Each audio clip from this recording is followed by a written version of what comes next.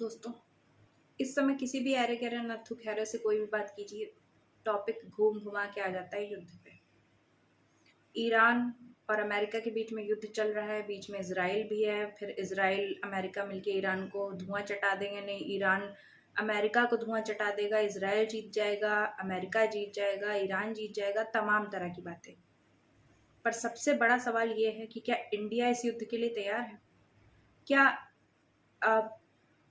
Iran जंग जीते, Israel जीते या अमेरिका जीते, इंडिया कहाँ तक इस जंग के लिए तैयार है? कहीं ऐसा ना हो कि इजराइल ईरान के इस युद्ध में इंडिया अपनी जंग हारने लगे। अब मैं ऐसा क्यों कह रही हूँ?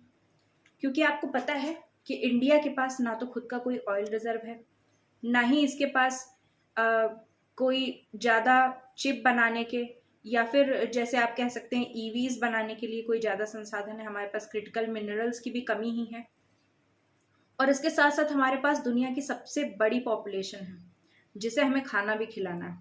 और आप जानते हैं कि इस युद्ध की वजह से केवल और केवल ऑयल क्राइसिस या एनर्जी क्राइसिस ही नहीं आ रही, इसके साथ साथ हमारी इंसानी बॉडी को जो एनर्जी की ज़रूरत होती है यानी कि फूड, उसकी भी कमी आने वाली है।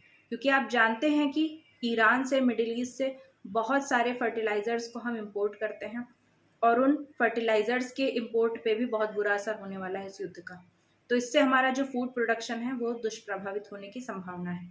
अब उसके बाद में जो सबसे बड़ी प्रॉब्लम है वो है पानी की दिक्कत। क्योंकि हमारे पास दुनिया की सबसे बड़ी आबादी है, तो इस वजह से हमें पानी की भी समस्या झेलनी पड़ सकती है।